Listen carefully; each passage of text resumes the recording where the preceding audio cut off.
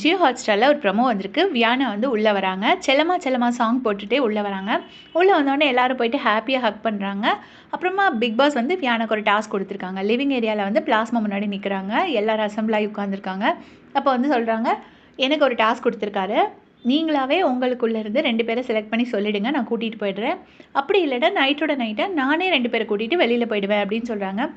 இன்னுமா இதெல்லாம் நம்ம நம்ப போகிறோம்? எதுக்கு இப்படி ஒரு பிராங்க் டாஸ்க் கொடுக்குறாரு பிக் பாஸ் அப்படிங்கிறது தெரியல. அவரு என்ன நினச்சி கொடுத்தாரோ தெரில.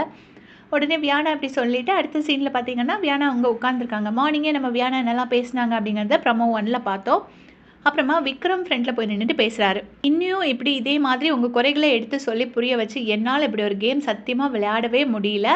நான் வந்து என்னால் விளையாட முடியல பிக் பாஸ், என்னை மன்னிச்சிடுங்க. நான் திவ்யாவை நான் தெரிஞ்சே அழ வச்சேன். நான் வெளியே போகிறேன் அப்படின்னு சொல்லிட்டு அழுதுகிட்டே சொல்கிறாரு. எனக்கு அந்த ப்ரமோலேருந்து சத்தியமாக எதுவுமே புரியலை. அதாவது திவ்யாவை நான் தெரிஞ்சே அழ வச்சேன். ஆனால் வியானா வந்து நான் அப்படி எதுவுமே நான் அவளை கஷ்டப்படுத்தினதில்ல.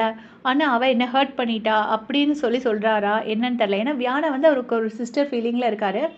ஸோ நமக்கு பிடிச்சவங்க நம்மளை ஏதாச்சும் ஹர்ட் பண்ணும்போது நமக்கு ரொம்ப ஹர்ட் ஆகும்.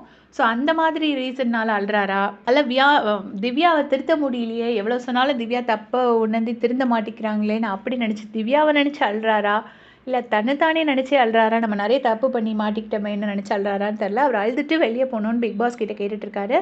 ஸோ இதே மாதிரி அப்படியே செஞ்சுக்க சேனல் சப்ஸ்கிரைப் பண்ணிக்கோங்க. தேங்க்ஸ் ஃபார் வாட்சிங்.